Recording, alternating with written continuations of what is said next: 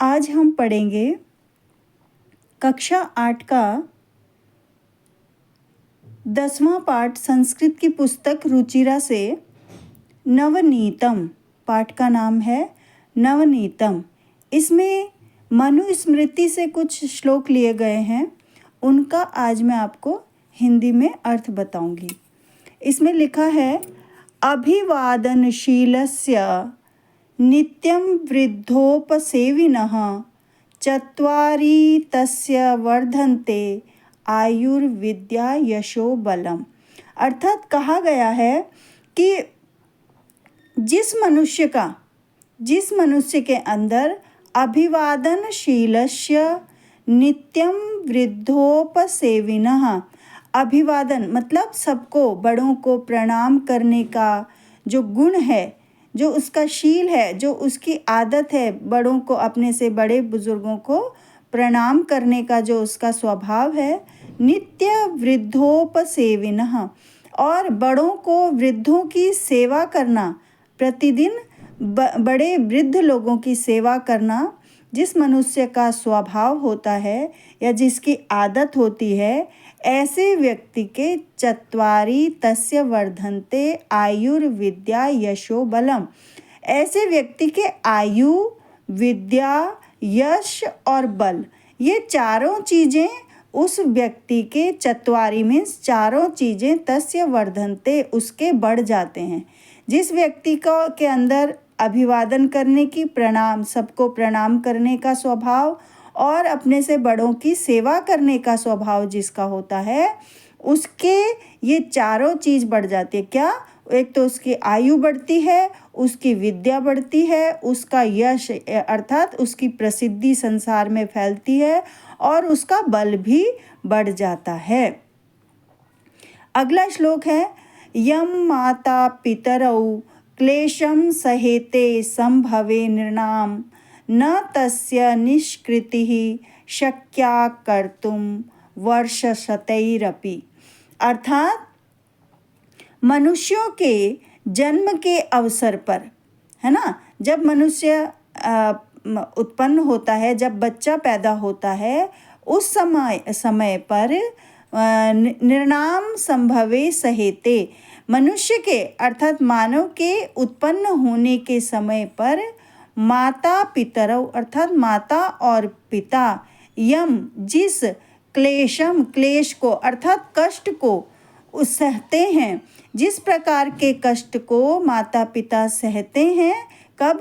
जब बच्चे का जन्म होता है, उस समय पर जब माता पिता जिस कष्ट को सहते हैं, तो उस कष्ट को सहन करते हैं, उस प्रकार का न तस्य निष्कृति शक्या कर्तुम वर्षशतैरपि, उस प्रकार के कष्ट को, है ना, उस प्रकार का कष्ट जब वो सहन करते हैं तो उसका बदला, उस तरह का कष्ट सहने का जो बदला है, वो सैकड़ों वर्षों तक, वर्षशतैरपि, शत माने सैकड़ों, शतैरपि कई वर्षों तक भी निष्कृत्य नहीं चुकाया जा सकता। अर्थात इस प्रकार का जो माता पिता जब बच्चे को जन्म देते हैं, उस समय जो माँ को कष्ट होता है और पिता को भी कठिनाइयों का सामना करना पड़ता है, उस समय के कष्ट को जो है मनुष्य सैकड़ों वर्षों तक भी उसका बदला माता पिता से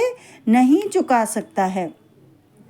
अगला है तयोर नित्यं प्रियं कुर्यादाचार्यस्य च सर्वदा तेष्वेव त्रिषु तुष्टेषु तपः सर्वं समाप्यते, है ना। तयोर नित्यं प्रियं कुर्याद आचार्यस्य च सर्वदा, अर्थात उन दोनों का, किन दोनों का? उन तयोर मतलब उन दोनों का, किन दोनों का? माता और पिता का, प्रियम कुर्याद आचार्यस्य और आचार्य का, तयो उन दोनों, माता पिता का और आचार्य का, अर्थात गुरु का कभी भी हमें अपमान नहीं करना चाहिए, उनका हमेशा प्रिय कुर्याद, प्रियम करना चाहिए, अर्थात उनका अच्छा करना चाहिए, उनके बारे में सदा अच्छा सोचना चाहिए, है ना। उनके लिए जितना हो सके हमें उनकी सेवा और आज्ञा का पालन करना चाहिए। किसका? तयो, माता पिता का और आचार्य, अपने गुरुओं का, अपने टीचर्स का हमेशा प्रिय करना चाहिए, अच्छा करना चाहिए, उनके बारे में अच्छा सोचना चाहिए। तेष्वेव त्रिषु तुष्टेषु तपः सर्व समाप्यते, जो इन तीनों को प्रसन्न रखता है।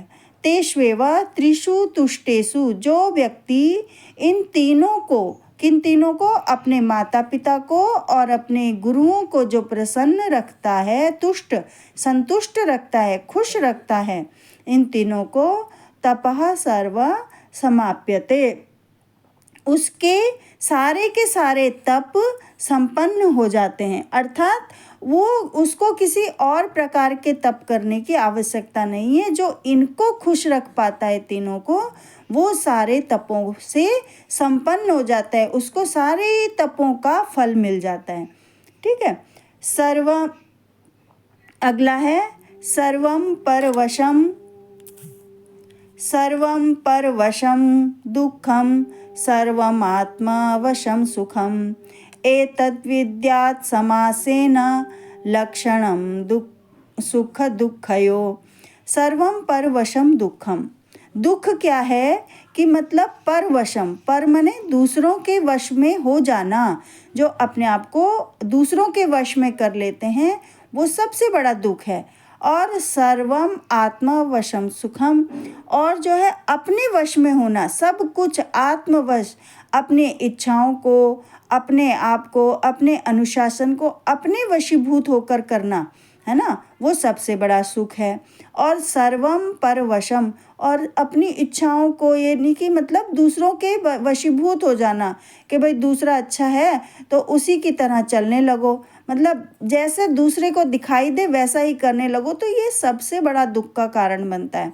और यदि हम अपने अनुसार करेंगे, अपने आप को वश में करके करेंगे सब कार्य संसार में, तो हमें सबसे बड़ा सुख मिलता है। तो एतद् विद्यात् समासेन लक्षणम सुख दुःखयो, जो व्यक्ति इस बात को समझ लेता है कि दूसरों के पीछे भागना ही सबसे बड़ा दुख का कारण है और अपने आत्मवश में रहना, अपने वश में रहना, ये सबसे बड़ा सुख है।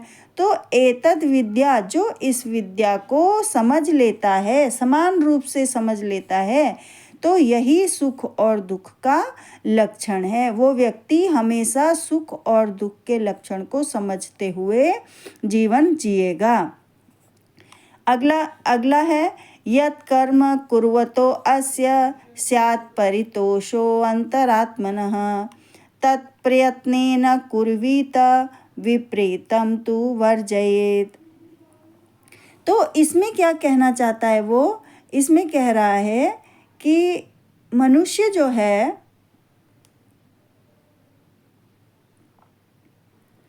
यत् सर्वम यत् कर्म कुर्वतो अस्य स्यात् परितोषो अंतरात्मनः, मतलब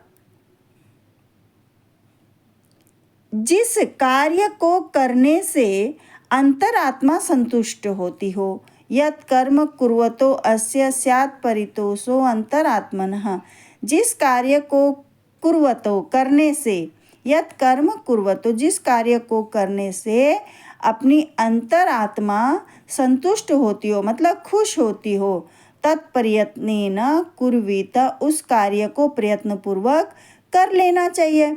और विपरीतम तु वर्जयेत, और इसके विपरीत, जिस कार्य को करने से हमारी आत्मा खुश नहीं होती है, अर्थात हमें किसी प्रकार के दुख की अनुभूति होती है या कष्ट पहुंचता है, ऐसे कार्य को वर्जयेत, नहीं करना चाहिए। दृष्टिपूतं न्यसेत् पादं वस्त्रपूतं जलं पिबेत् सत्यपूतां वदेत् वाचं मनः पूतं समाचरेत्, है ना। दृष्टिपूतम न्यसेत् पादम, मतलब दृष्टि से पवित्र होकर, मतलब दृष्टि से अच्छी तरह देखभाल कर ही अपने पैर आगे बढ़ाने चाहिए, है ना। ऐसे नहीं कि भाई हम देख कहीं रहे हैं और चल कहीं रहे हैं, तो इससे क्या होगा, हमें हानि होगी। वस्त्रपूतम जलम पिबेत, और जल को वस्त्र से, मतलब छान कर पीना चाहिए, है ना। ऐसे नहीं कि गंदा गंदा जल जहाँ भी मिले हम उसको पी लें, स्वच्छ जल पीना चाहिए छान कर। सत्यम पूता वदेत वाचम, और सत्य से पवित्र होकर वाचम अर्थात वाणी को बोलना चाहिए। जिस वाणी में सत्यता हो उसी वाणी को बोलना चाहिए। असत्य वाणी अर्थात झूठ से लिप्त हुई वाणी नहीं बोलनी चाहिए।